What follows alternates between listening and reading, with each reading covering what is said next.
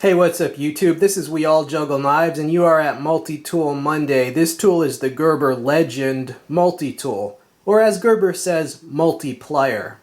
Now this has been around for a while. It's one of the older Gerbers, and with multi-tools, you know, sometimes the older ones are better than the newer ones, especially if the newer ones are like made in China. This was assembled in the USA. But according to the packaging, some of the parts are imported.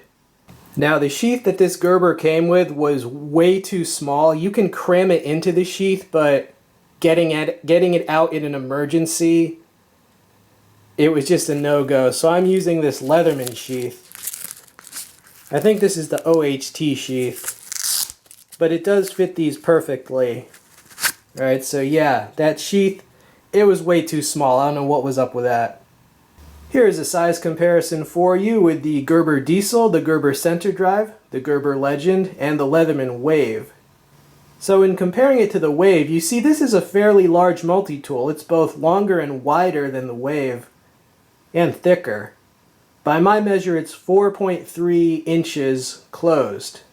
And they are listing the weight as 9.8 ounces. That might include the little sheath it came with, but nonetheless, it's a fairly heavy, fairly bulky multi-tool, although it's not as long as these other two Gerbers.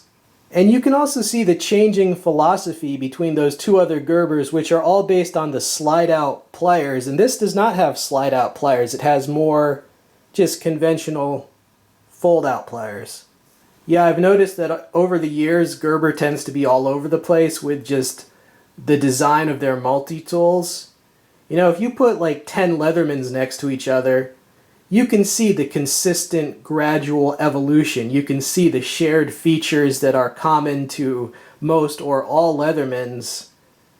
But Gerber tends to switch up their designs and even switch up like who really makes them or makes parts for them. And here's a closer look at the pliers. These are spring-loaded. They have replaceable tungsten carbide wire cutters. Alright, you got the needle nose portion and the wide gripping portion. The wire cutters work pretty well. I got a little bit thicker wire since last time. Hold on. Let me just show that. There you go. Oh, did I have it lined up? That was my bad. There you go. Now when this arrived, these tools were way too tight to get out, but you can adjust this, and it seems like they knew it was like that because they give you a Torx wrench. So just adjust that until it's balanced. There are two tools that are accessible one-handed with these triangular thumb studs. Right, you've got the scissors, which then you have to do that. And you've got the combo edge blade. To disengage the lock, you pull this down. So you pull that all the way down and it is disengaged. Now these scissors are made by Fiskars. That's actually a company in Finland that owns Gerber. And these are very good scissors. For one thing, look how wide they are, and they're fairly thick. I mean, they are not flimsy at all. Alright, I doubled up the cardboard just to demo that. You see that? Yeah, it'll easily go through 2 layers. Okay, I am filming this before I clean up the edge. I just want to show how the edge came before I try to fix their mistake.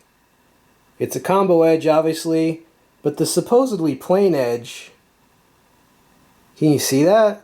That part is rolled. See that? That's rolled right there. And just look how uneven. I mean, it's so jacked up. It looks like that's supposed to be a plain edge. It's not supposed to be micro serrated. I'm not really sure how it could leave the factory with the edge. Look at that edge. Wow. Alright, I just filmed this so I could show how it came. I'm going to clean that up so that I can do like an actual edge demo. Okay, here is the fixed edge. I just removed like the excess, what they call flash, just excess flakes of metal that were like on the edge, and I polished it and I smoothed out the really jagged parts. So now the edge is at least cleaned up a bit. That's what they should have done at the factory, just clean it up. Okay, so what can this edge actually do? Let's test the serrated first, serrated part.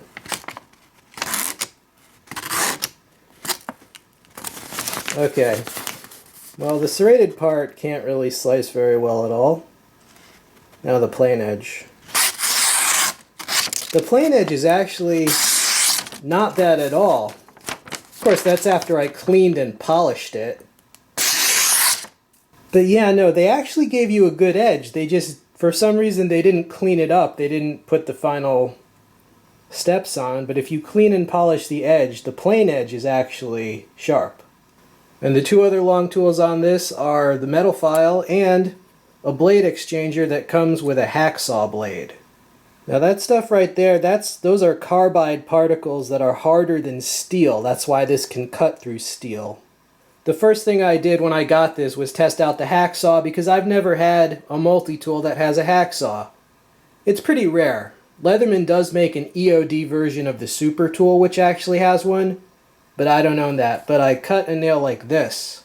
This is the nail that I cut. As you can see, it cut it to about there, and when it was that, when it was cut that much, it just snapped it off. But yeah, it took about 5 or 6 minutes. It kind of gives me new respect for all those stories you hear someone hacksawed through like the bars of a prison window. That would take a really long time, but I guess in that situation you got nothing but time. Now in order to change the blade, you basically pull on this tab and that removes that, and then you can pull the blade out. One thing I do wish is that they should have given you more than just the hacksaw, because this can accept other blades. And they could have made a few blades that will fit this too, like just a conventional wood saw like on most multi-tools would have been a nice extra blade to give you. And the shorter tools on this multi-tool are 4 screwdrivers. You got 3 sizes of flathead. This has a bottle opener as well, and then you've got the Phillips screwdriver.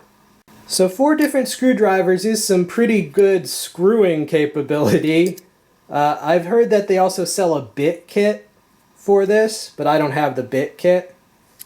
Right, but it fits over one of the screwdrivers. But one bad thing, you see how much extra room they have in there. They could have given you a much longer Phillips, with a lot more reach. My thoughts on the tool set. Well, it does not have a can opener. Not really a big deal to me. It does not have a reamer. I like that tool, but most people don't really care about it, so I guess it's not a big deal to most people. The blade. Well, first of all, it needed some cleaning up, definitely, so they need to put the final touches on their blade before they let it go. The combo edge is silly. Most people prefer a plain edge, and considering that the serrations were fairly dull, whereas the plain edge was actually very sharp once it was cleaned, they definitely should have gone just total plain edge. The hacksaw I like a lot. It's very effective. It will cut through steel. If it wears out, you can replace it. The scissors are a high point of the tool. They work well. Fiskars makes scissors. They know how to make scissors, and because Fiskars owns Gerber, I'm sure Gerber was able to include those scissors for much less than it normally would have cost a company to go buy some Fiskars scissors. And I think Gerber pretty much knew how good those were and wanted to make it a centerpiece, because it's one of the few multi-tools I've ever seen that has the one-handed opening specifically on the scissors. So good job on the scissors. 4 screwdrivers is a decent amount of screwdrivers. It's lacking a micro screwdriver, but I don't think that's really a big deal. So I like the screwdrivers, just wish the Phillips had given you some more reach, because they could have done that. Now, 2 very good things are that all the tools lock. The lock is easy to operate because they flared it out towards the end. It's easy to disengage. And all the non-plier tools can open with the handles still folded. Alright, so it's closer to the toolbox approach than it is to the minimalist approach, and you get cool stuff like those scissors and the hacksaw. Final thoughts on the Gerber Legend, also known as the MP or Multi-Plier 800. Well, it's one of the better Gerbers. I will say that. Sometimes the older multi-tools are better. This is a classic example.